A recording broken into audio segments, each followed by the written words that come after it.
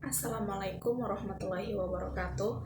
Sebelumnya perkenalkan, nama saya Anggun Merita Pratiwi, jurusan Manajemen Pendidikan Islam semester 3. Yang mana di sini tujuan saya membuat video ini adalah untuk menyelesaikan tugas mata kuliah manajemen peserta didik dengan dosen pengampu mata kuliah Bapak M. Nurzen MPD. Yang mana di sini saya akan menjelaskan mengenai pembinaan disiplin peserta didik. Nah, sebelumnya kita akan mengetahui dulu apa yang dimaksud dengan disiplin. Disiplin secara etimologis, kata disiplin berasal dari bahasa Inggris disiplin yang artinya pengikut atau penganut. Sedangkan secara terminologis, istilah disiplin mengandung arti sebagai keadaan tertib di mana para pengikut itu tunduk dengan senang hati pada ajaran-ajaran para pemimpinnya. Kemudian, disiplin merupakan suatu latihan pikiran atau badan atau kemampuan moral untuk memperbaiki perilaku melalui metode-metode hukum menurut Ali dalam Mujarto. Kemudian kita masuki jenis disiplin. Disiplin ada beberapa jenis. Yang pertama, disiplin dalam perspektif otoritarian. Yang kedua, disiplin dalam perspektif permisif. Dan yang ketiga, disiplin dalam perspektif kebebasan yang terkendali. Saya akan menjelaskan yang pertama, disiplin dalam perspektif otoritarian. Disiplin dalam perspektif otoritarian adalah peserta didik di sekolah dikatakan mempunyai disiplin yang tinggi manakala mau duduk tenang sambil memperhatikan uraian guru ketika sedang mengajar. Kemudian yang kedua, ada disiplin dalam perspektif permisif adalah peserta didik haruslah diberikan kebebasan seluas-luasnya di dalam kelas dan sekolah.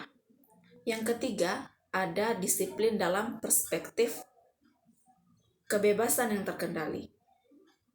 Disiplin dalam perspektif kebebasan yang terkendali atau kebebasan yang bertanggung jawab adalah peserta didik diberi kebebasan selama tidak menyalahi kebebasan yang diberikan, sebab tidak ada kebebasan yang mutlak.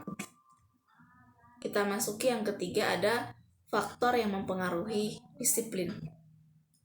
Terdapat berbagai hal yang menjadi faktor yang mempengaruhi disiplin peserta didik, yaitu ada keteladanan, kewibawaan, hukuman, dan ganjaran. Yang terakhir ada lingkungan.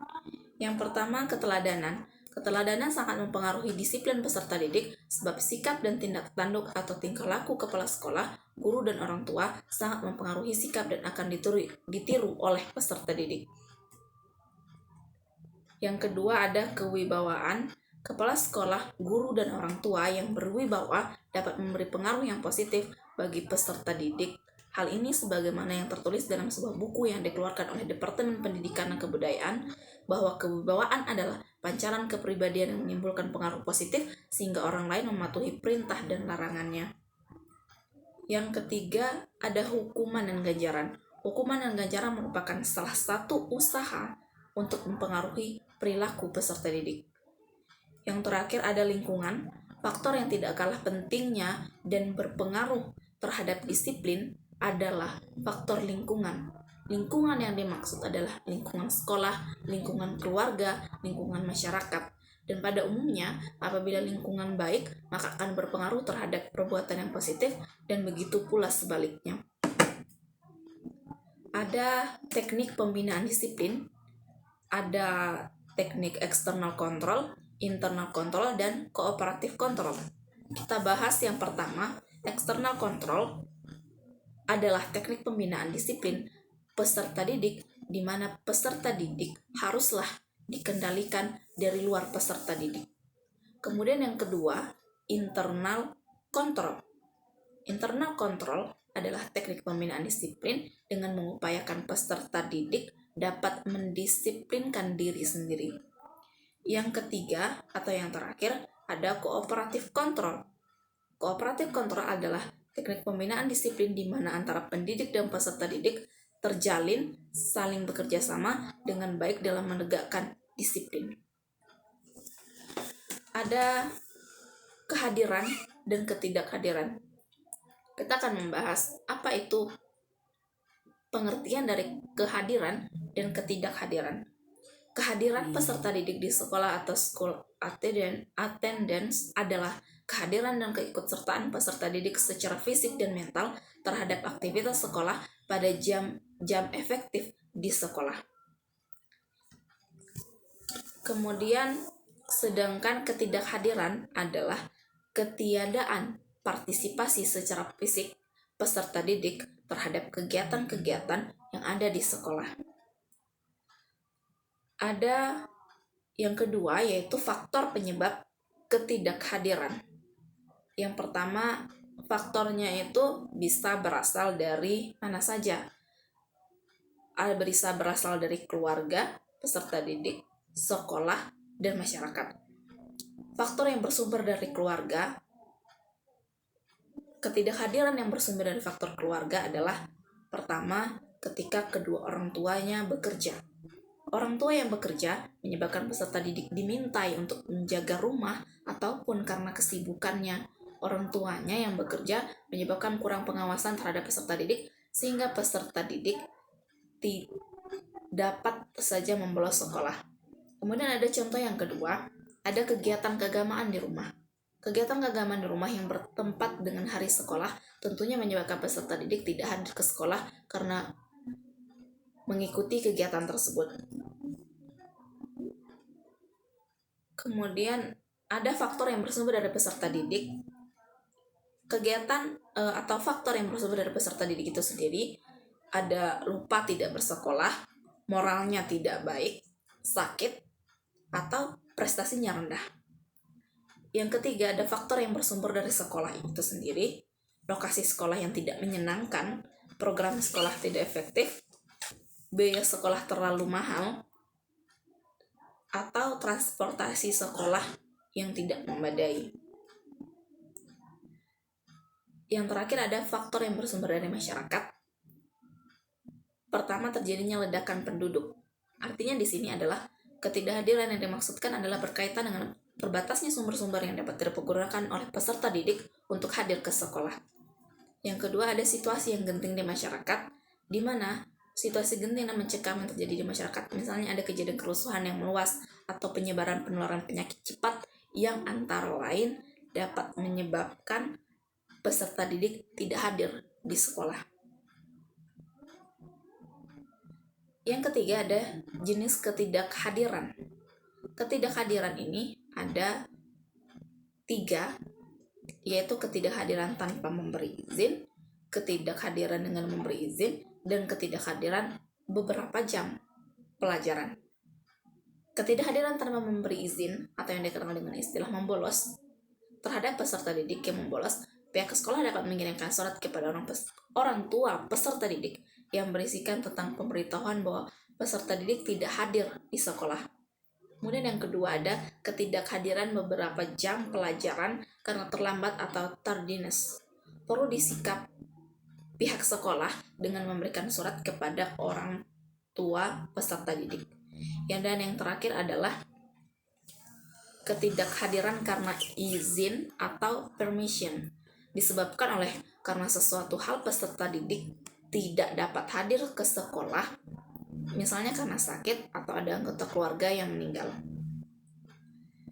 Keempat ada peningkatan kehadiran.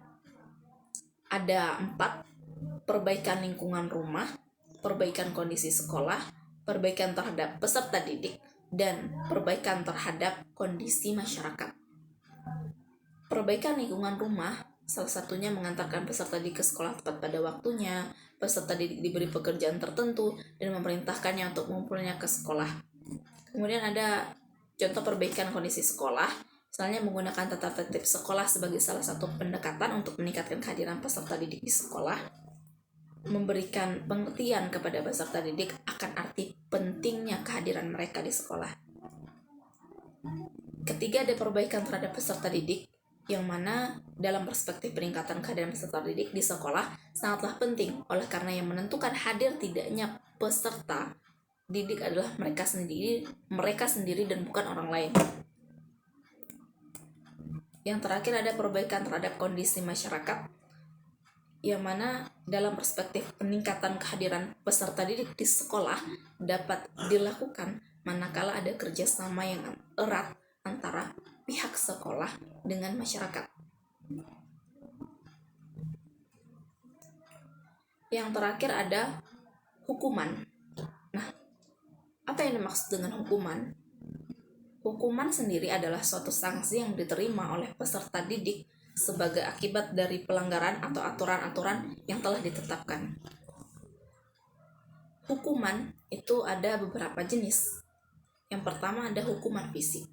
Hukuman fisik misalnya memukul, menjewer, mencubit, menendang, dan sebagainya. Namun jenis hukuman ini sebaiknya tidak dipergunakan di sekolah karena terbukti tidak efektif untuk mengubah perilaku peserta didik. Kedua ada penahanan di kelas. Penahanan di kelas adalah jenis hukuman yang diberikan kepada peserta didik karena peserta didik melakukan kesalahan-kesalahan. Yang ketiga ada menghilangkan atau privilege. Privilege adalah pencabutan hak-hak istimewa pada peserta didik. Hal ini perlu dilakukan agar yang bersangkutan mengetahui bahwa kesalahan memang tidak boleh diperbuat atau diulang kembali. Kemudian ada denda.